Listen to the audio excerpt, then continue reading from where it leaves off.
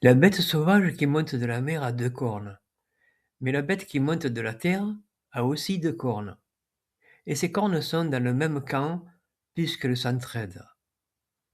Daniel nous fait voir que les cornes représentent des rois. C'est dans cette situation que nous voyons Révélation chapitre 13 verset 13, où il dit qu'elle a accompli de grands signes, faisant même descendre sur la terre du feu du ciel sous les yeux des humains. Nous pouvons donc voir que la tête de la bête qui monte de la mer et cette bête représentent la même chose sous des angles différents.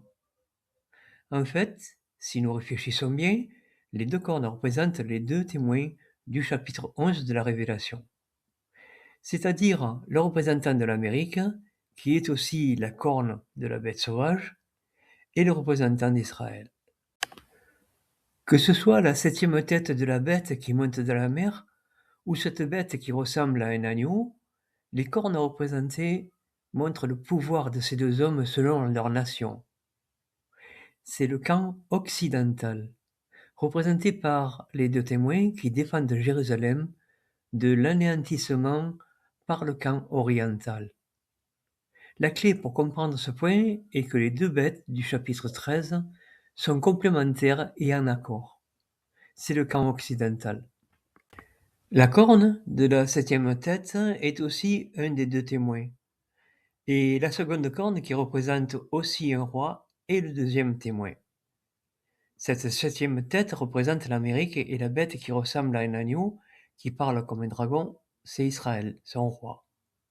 Donc il est parlé ici des mêmes personnages, de 2 dirigeants de leurs nations respectives du camp occidental. En ce qui concerne le feu du ciel sous les yeux des humains, il est important de remarquer que c'est un point à part, comme si c'était unique. Vu la situation d'Israël avec ses ennemis, cela peut nous faire penser à l'arme atomique. Le feu du ciel ne veut pas dire que c'est un feu miraculeux, mais seulement un feu qui vient du ciel provoqué par l'homme. C'est d'ailleurs dit comme cela dans les versets de Révélation chapitre 13 verset 13. Pour bien comprendre, nous pouvons voir que c'est l'ami du 7e roi qui le provoque.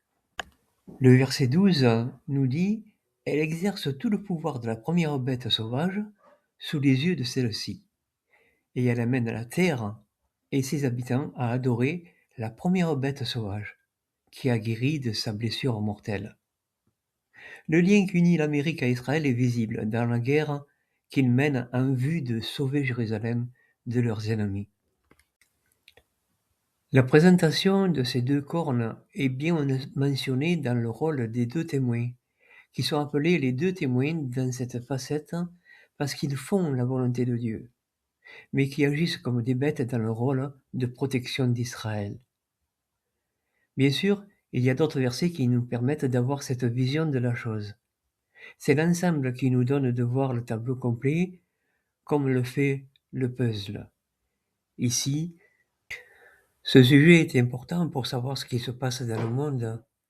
L'actualité nous révèle des choses bibliques et nous pouvons méditer sur ces points pour que nous puissions avoir cette connaissance nécessaire en ce temps périlleux.